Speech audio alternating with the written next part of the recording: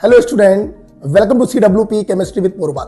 बच्चों, आपके सामने एक क्वेश्चन है फ्रॉम द चैप्टर सॉल्यूशन और colligative property and from the book NCERT exemplar. हमारे नीट और आईआईटी में डायरेक्ट एनसीईआरटी एग्जाम्पलर से क्वेश्चन आ जाते हैं, तो वो सारे क्वेश्चन एक बार कर लेने चाहिए।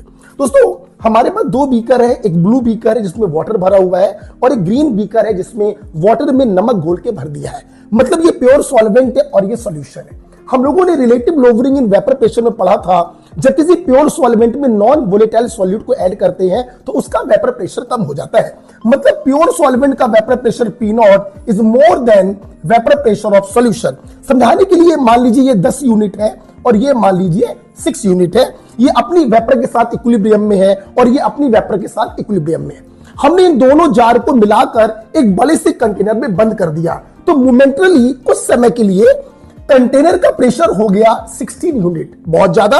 यहां पर भी कंडेंसेशन होने लगा और यहां पर भी कंडेंसेशन होने लगा और फाइनली ये प्रेशर 10 यूनिट पर पहुंच गया। जैसे ये 10 यूनिट पर पहुंचा, ये वाला अपनी वेपर के साथ इक्विलिब्रियम में आ जाएगा, पर यहां पर वेपर प्रेशर ज्यादा है तो यहां पर कंडेंसेशन ही होगा और कुछ नहीं होगा। जब कंडेंसेशन होगा तो ये प्रेशर घट के 9 atm आ गया। जैसे ये 9 पर आया, यहां पर वेपोराइजेशन चालू हो गया, इसका लेवल डिक्रीज करने लगा, बट यहां पर अभी भी कंडेंसेशन ही होगा because 9 is still more than 6।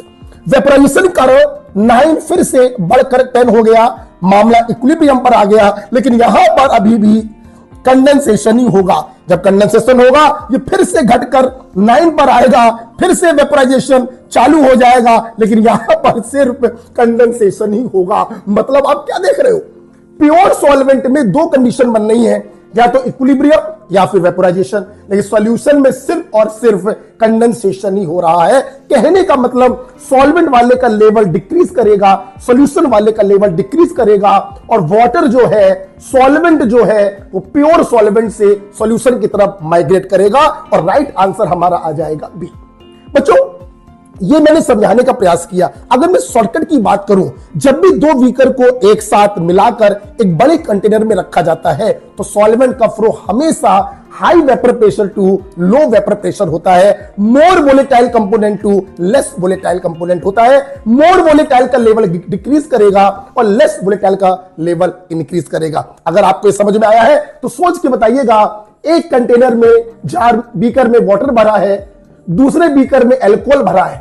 अगर इन दोनों को हम लोग एक कंटेनर में बंद कर दें तो बताइएगा दारू का पैग किसमें बनेगा, मतलब किसका लेवल गिरेगा, किसका लेवल उठेगा। All the best.